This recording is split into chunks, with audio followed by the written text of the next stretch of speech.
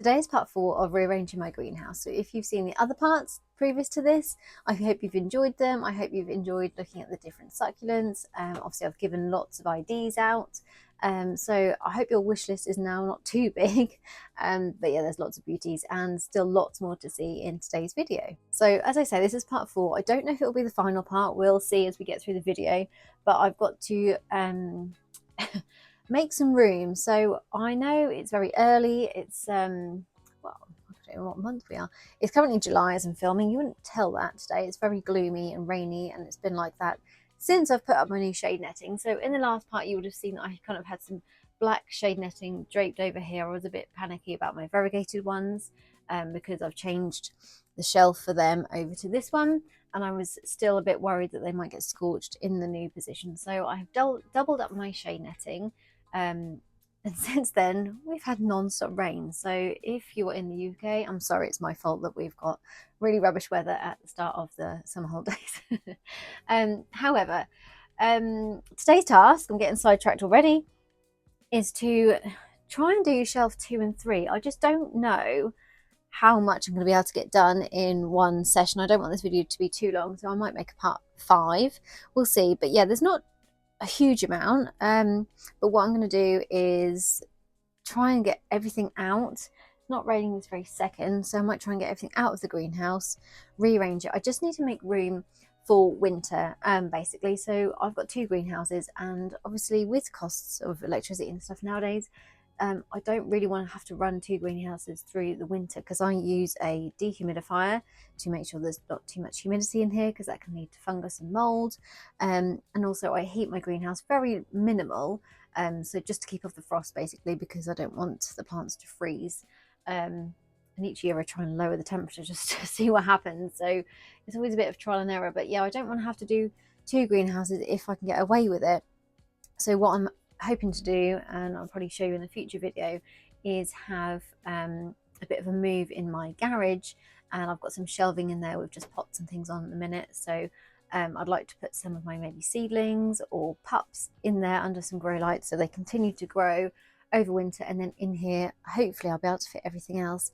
I just don't know if it's possible, but it's a one of those things. I'll try and see what happens.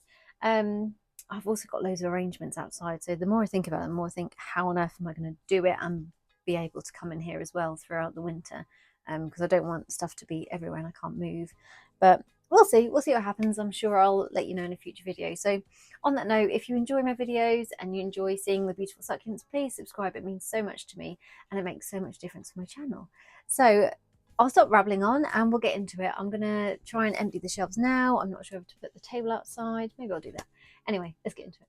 So before we start, just to recap, this shelf was part 1 and is looking beautiful.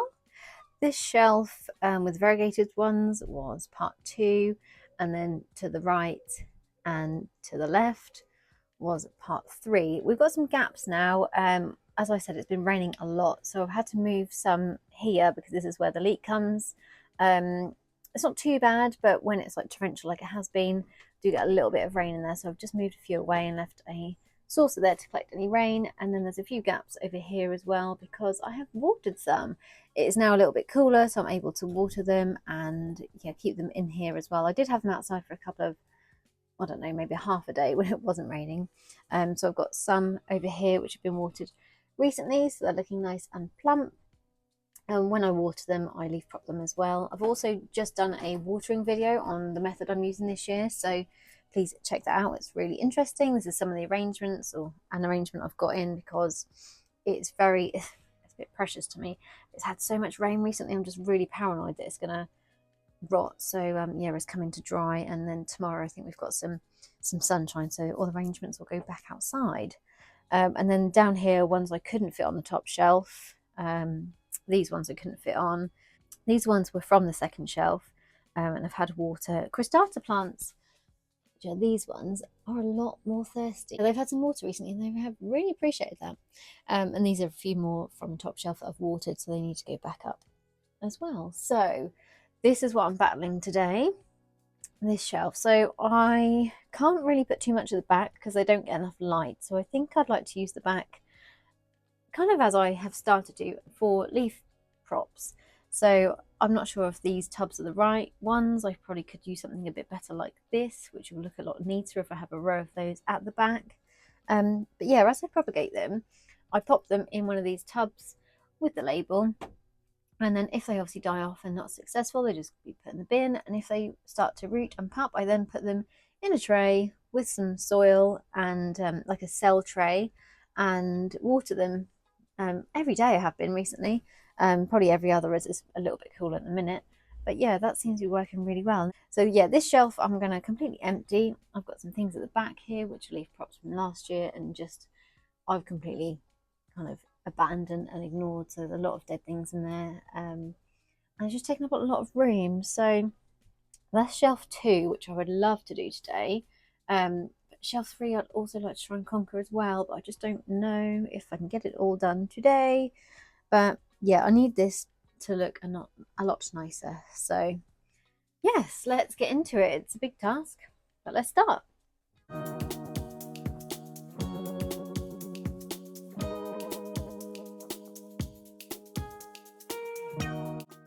So we're all cleaned up. I think what I'm going to do is start moving over as much as I can over here. I just need to be careful with the light levels because obviously the lower shelves down don't get quite as much light. That's why I only seem to keep succulents in like a row of 3 or 4. So I just need to kind of keep an eye on what I'm putting there. What I have been doing over this year so far is anything which is getting a little bit scorched quickly from the top shelf, I've moved down. Anything which doesn't seem to want too much light, like a Compton, or I've actually got a few which are quite compact and chunky, and they don't seem to want any water, too much light. They're really not very fussy. So that's why I'm choosing to move them or keep them on the lower level shelf, but I'm going to put them over here because it is kind of the same light levels. It probably might get a little touch more over here when it's sunny anyway. And I'm just wondering, so I said about putting my leaf props at the back, but I do have some like aloes and haworthias, maybe some crassulas, which could go in like a shady area at the back, so I get to see them a bit more, because that's something that I absolutely love, but I kind of leave at the bottom because I don't like a lot of sunlight. And are they then just getting ignored? Because the aloes I grew from seeds, I'm really proud of them, I love them, but I don't really look at them very often. I'll show you one now actually. This one is a monster, and as you can see, it's been a bit neglected because I can't see it. Out of sight, out of mind, literally. But I grew this from seed, 4 years old, 5 years old.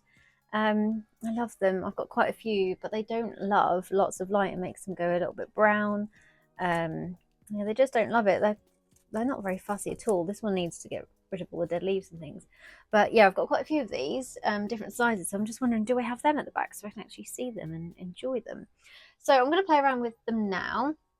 I'm hoping to get as many succulents onto this shelf as possible, so I've got lots of space in other places for projects and all sorts. So let's get into it. Let's see what I can manage to fit on there. Yeah.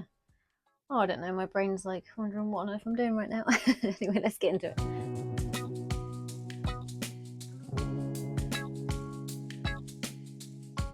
So as per my past videos, I will just give you a little overview of what each one of these succulents are. Little disclaimer, they're not all looking the best because I seem to be doing the shelf and then watering them afterwards, so they actually look a lot better after the videos, which is, you know, I didn't plan that very well, did I? But there we go. So this one is, I used to or still make these personalized pots on my Etsy. I'm actually in the process of starting a website, so it might be something I offer on there. So this pot was just personalized obviously for Easter, and then this gravel on top is actually resin, so it's really good if I was posting succulents because they are not going anywhere. However, that means I cannot repot this very easily. I need to figure out how to break down the resin and get this out, because I don't want to have these pots anymore. I want to have the white ones. So he's just going to sit there until I have a little spare second to have a look at that. But that is a type of agavoids. It's just a very thirsty type right now. So this little beauty, I've actually got 2 of, and they look very different. So this is Psyche. It's quite thirsty now. Finally, I haven't watered it this year at all. So it's now starting to ask for a drink. And yeah, it's a very non-fussy plant. Like I say, no water and doesn't really need that much light. So that's a nice, good choice to go at the back here. This one is Amabile. So that is a beautiful pastel one. Unfortunately, which is annoying. You can't actually see them that great there. Oh, here we go. I'll probably have to move them back out just to show you because they are gorgeous. So that is Amabile, and it is very pastely around the edges, very chunky. Probably watered this once this year. Like I say, it's July, so quite far into the growing season, and it's just not very fussy at all. So I'm trialing that one. That's not guaranteed to be okay at the back there, but we'll see. This one is Orion. This is just a staple succulent for any collection. It's just one that I find in quite a lot of garden centres, sometimes supermarkets. Offsets quite nicely, it props nicely, and when it is in bloom, I'm able to get seeds from it. So it's one that I've been able to experiment with quite a lot. So I love that one. I'm not really wanting to show you this because it looks so bad.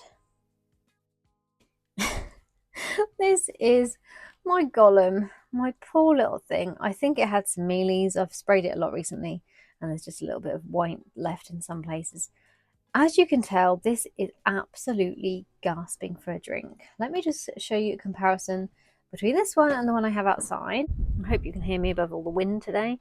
So this is my other one, which is outside and doesn't usually get a lot of rain. It's in a very shallow, very gritty mix out here on my trough arrangement, which is actually looking like it's going to fall down any minute. That's why it's really red, because it's got it stressed, because it doesn't have a lot of nutrients in there, but it now has got loads of water from all the rain we've just had. So it's actually very, very plump, but it's not one that tends to get that thirsty. So yeah, it's looks like chalk and cheese compared to the other one. This one I don't have an ID for. I am slightly curious that it could be a Paul Shea, but I don't know if maybe if not, it's a hybrid of it, because it's very peachy, which my Paul Shea doesn't really do. This is my Paul Shea at the top here. Doesn't look like that color wise, but the form is very similar. So I just call it my peach chubby. I think that's my nickname for it, just because it's always very peachy, and in the winter it's even more so. So no idea what that one is. As with this one's got quite burnt numerous times, so that's last year's growth of burnt growing out, and then it's got a few specks on it now of a little bit of burn this year as well. So I always thought this was a type of gilver, but I'm just not sure. If you know, and if you've got something like this, please let me know. I'd love to know what it is. I actually got it from a man on the side of the road. You know, when people just sell plants for however much, £2, £1. I picked that up off the side of the road.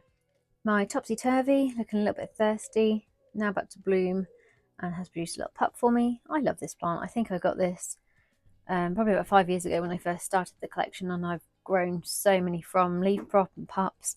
They are just one of those ones which offset so easily. So another really good one to have in your collection, and quite an unusual form. It's really interesting. This one I may repot into a smaller pot. It's definitely shrunk in size more recently. I don't know what it is. I call it number 8. I think it's from Korea, but I don't know. But beautiful. I love the pink and the green contrast. It's such a nice plant. So I think I'm going to try and repot that into a smaller pot at some point, but it looks good at the minute anyway. Lilacina, another classic succulent which you should have in your collection. Beautiful pastel, lots of farina, not fussy, quite thirsty. So if you like to water succulents, this is a good one to have. Beautiful. And this is Charming Stone, and it's got a beautiful centre there. It's quite spiky. You can see the little spikes and the colours on the tips there. Really nice. I'm trying to propagate it with these two, but that one's obviously not successful, and that one's doesn't look very good. So yeah, that's Charming Stone. And then in the corner, I think I've featured this in a video recently. My poor little thing. So it got burnt last year down here, and this year it's happened again. So I'm moving her away. She's been on the top shelf, and right in the corner. I think it's just really strong light there. So she's now growing out. The centre is growing some fresh growth, and it's probably going to take another year to grow out again. So I'm going to look after her now. She's been treated to a fresh pot. She's got some little pups growing for me, so I need to look after her, poor thing.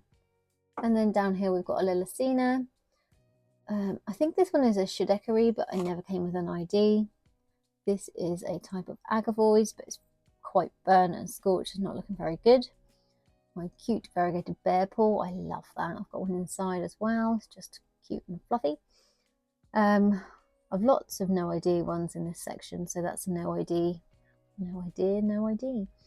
Saraheim, that's very thirsty at the minute. That one is a pink dragon, not red, pink. And a pinky trumpet. Over here I've got a bouquet, nice three-headed one. Sepia, I love this. Sepia is beautiful. A Santisana, I've actually done a video recently of me head chopping that, so that is now rooting back in. So that video is on my YouTube channel live, so if you want to check out the journey of that, of the head chop, please do so.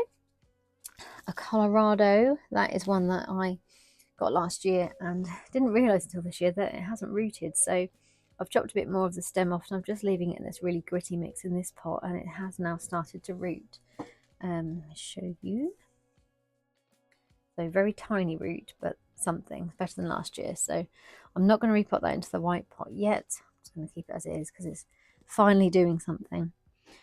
And then this one is a Kush, which is a nice hybrid, an ice cream, a Brigitte, very thirsty, and a Whiz Beauty. So that's a new one this year. You would have seen that in one of my hauls if you've seen them.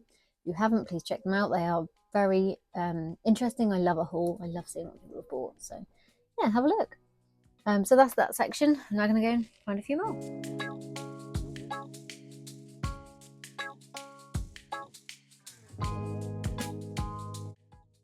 So that's that section done. I'm absolutely loving how it's coming together.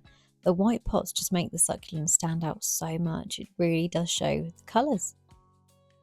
So we have a cubic frost looking rather thirsty there. A 5-star.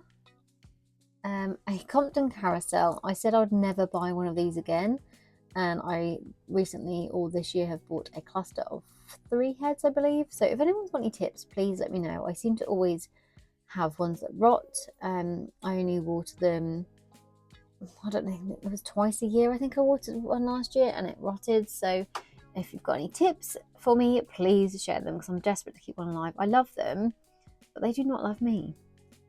This one I think may be a koala, I believe. This one is a type of agavoid, an Elsa, a Yonji. This one is a head chop, so it's now starting to root, so it looks very thirsty. This one is a lemon berry. We've got a super clone and a Hongzi. Both look very, very similar, but you can tell the edging is very, well, I was going to say very different. It's slightly different, but yeah, very similar colours. But beautiful. I find that agavoids don't need a lot of light, so yeah, they seem to do a lot better in a shady area anyway. This one is my ivory. This is one I had for, or have had for 5 years, but I don't think I've published the reel yet, but I've nearly finished a reel of how I've saved it. So this year, unfortunately, I had a bit of a leak in the greenhouse and the water was sitting in the kind of the crown of the plant and started rotting. So I have managed to save it. This is now rooting. And when I chop the stem, I remove some leaves, and some of the leaves have given me pups. So I now have more than one. But yeah, it looks a bit lopsided because of that, but it is surviving. This one is a purple coral. It's a new one this year. A Mulan. Again, that's quite new this year. Megjapo. Violetta. This one is a pink Stella with lots of babies at the bottom there. A Ruby Princess. This one's obviously very green at the minute, but goes a true ruby colour and is a little bit furry. So yeah, I really like that one. This is a Colorata, a jade butterfly, one of the other Compton heads. Like you can see, it looks so thirsty, but it's not really rooted properly yet. You can see a few roots there, so I'm not going to offer it any water until it has got a really good established root system. I will remove those dead leaves soon though, because they can attract bugs. This one is a type of Super Mum hybrid, I believe, but I've just got it labelled as number 14. And then over here we've got a Crystal Rose, a Spring Waltz, a little bit scorched there. No ID for that one. This one I think is a Californica. I've labelled it Pink Dragon. I think this is a leaf prop. Maybe got a bit mixed up. I can see the striations on the leaves and the pink edging starting to show. So I think it's a Californica, which is good. My other one got very, very scorched, so if this is 4 of those, I'll be very happy. No ID for this one. This one is a Colorata, one I've grown from seed. A Gloria, Amber Rose has got some black edges at the minute because I've got a bit scorched, a Floridity, and an Agavoids Tuxpan. So I've used up the best lighting on the shelf with these ones so far, so I'm just going to have a look on my other shelves to see if there's any that don't mind a bit of darker light or anything that's a little bit burnt. I've got a few down here that I could use as well, so I'm now going to do that.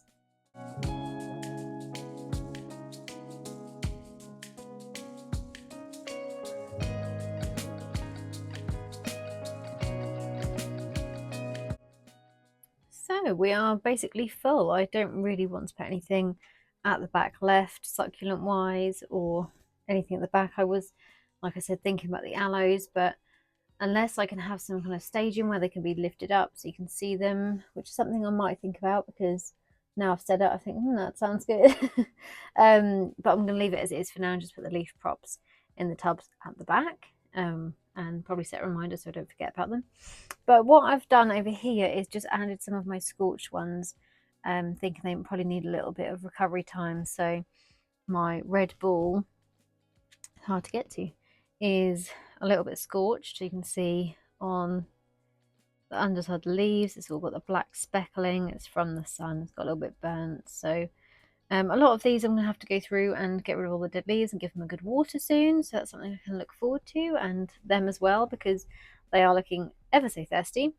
But yeah, so anything like this, really, I'm just leaving in this little corner here. So I've got my red ball, I always get this one confused, sunshine.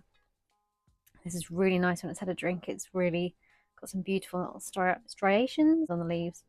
Yeah, love that one. This is a type of Agavoids, which I cannot remember what it is, and I don't have the ID for it anymore. But really, really interesting colours. I don't think this one's going to make it. It looks really, really gone, too far gone. So this is one I always seem to burn. I've got another one over on the right, which I'm hoping recovers. Yeah, that looks a little bit too burnt, but you never know. I've put it at the back here, so we'll see. Then we've got a Finis, which I don't ever have a lot of luck with. They do really struggle in the intense heat. So this one looks kind of grey and dry around the edges. So a bit strange, but the green in the middle is really beautiful. I love the black tips on it usually, but yeah, I think it struggled a little bit. So I am going to give that a little bit of shade. Same with this beautiful one, is a Sweet Talk type of Agavoids. It's really weird. They go like a silvery colour, don't they, when they're a bit burnt. And then as a little overview, I've got a Real Life. This is one of my own hybrids, but very thirsty. It's very it's a Romeo and a Lilacina. Excuse my spelling. It's Lilacina, not Lily. I've done that wrong for years. This goes a really beautiful kind of red undertone, like you can see underneath, but really lots of farina and those kind of pastel colours in the middle. It's really interesting how it changes throughout the year. So I'm very proud to say that's my own hybrid. This is a type of colorata. I just saw 1 million on there, so I just sprayed it. And this, it came to me as a white champagne earlier this year, but I'm not convinced that's what it is. This is my Thriller Pearl. She is just struggling to root. She's finally got some roots, but it's taking a while. And then where else did I get to? This is a type of Longissima, a caruncle version, but it's got quite burnt. So you can see those little lumps on the leaves. They are the caruncles. So I'm just hoping that can now recover and grow out nicely, because they are like beautiful plants when they are in their full potential, really. Darth Vader's got a bit burnt as well. So did Shakira. There's a little bit of theme on this shelf, isn't there? This one is, it's actually a swap with somebody on Facebook. A blue burrito. Like that one that's starting to root. I did head chop it last year. And then the rest of this way you have seen, apart from this front row. So we've got a pink Stella, and this is actually the one that's got burnt I just showed you, which is horrendous at the back. I'll put the name on screen. It's a type of Minima, I believe. And this one is a Frosty. Actually, interestingly enough, came from this beautiful cristata. The original form of the plant, which is the Frosty, they shoot little offsets of that off. At the bottom right there, you can see one there. So that is one. Look how beautiful it is. Like little jelly tots. Anyone eat jelly tots or used to?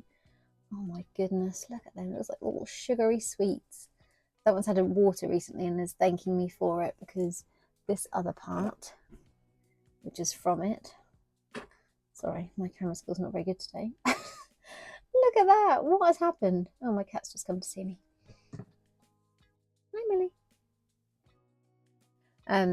Yeah, so that is the other part from it. I'm hoping it's going to recover because there is some life in it. Like, this is plumped up. It's funny, these cristatas, they do have kind of a really good way of surviving. Like, this one over here is a Carisian Ryan, and I think I just don't water them enough. I'm just learning that they are very thirsty plants and grow really quickly. So that one I literally chopped off last year. So I kind of chopped it all along this part, left it in dry soil, and it's all started to root. So I've now got this one, this one, this one, and I've also probably sold about 4 or 5 decent size ones like this on my Facebook sales. So yeah, they are really interesting and do offset some standard forms. And this is my fanfare one as well. I think they look like bits of coral, don't they, from the bottom of the ocean. So yeah, that's my little cristata selection there. No idea where they're going to go. So yeah, now the offsets from it. I get distracted so quickly in this greenhouse. This is a Van Keppel. This is a Humilus. This is a John Caitlin, a Modal. This is one of my hybrids, which has grown really quickly this year, but I've just noticed it's actually starting to lean. So I'm going to repot it into a white pot, and hopefully it will then go back to its kind of potential. So the lighting's not very good today. It's very grey and dark. But this is a mixture or a hybrid of a Longissima and a Lawlensis. So I'm really interested to see how this comes out. It just needs to, at the minute it's very green because I water it a lot because it is a seedling, but once it's got kind of stress colours, I'm really intrigued to see what it looks like. So I will repot that. So I've left it at the front to remind me to repot them because they are like a bit of an eyesore now. That one I've shown you that one. This is the Chubby Lips. I need to repot that one. Not sure on that one. No idea. And a pink blush, living up to his name. This one at the back is a Doris Taylor, but a Korean version. And that is one of those minimas, which is burnt, and the rest I have shown you. So that is the shelf. So that's actually where I'm going to finish the video today, because if not, it's going to be very long. So I have finished that shelf, and I have got lots more to do. I've got the other shelf over here to do and the bottom. So there'll definitely be another part to the video, which will hopefully be live next week. So please subscribe to see that. I'm just going to repot those 3 now, which are in the brown pots, and maybe just play around with the aloes that I've got, just to see if I can fit them in at the back left there where we've got some space. It might work quite well. They are absolutely huge though, so we'll see. But I'll insert some clips of those once I've done them. And yeah, that's it. Thanks for watching part 4 of my greenhouse glow up. Things are coming together now, and I can't wait to get the final touches done. I don't know if the next one will be the final part because I've got this whole shelf here to do and the bottom ones, but whatever happens, I'm sure I will keep you updated. So please subscribe to see those future videos for lots more plant IDs and lots more advice and tips, and just, yeah, a greenhouse tour. I hope you've enjoyed the video. Please subscribe, please like, please ask me any questions you have in the comments. I'll be happy to answer them. So yeah, thanks so much for watching, and I'll see you next time.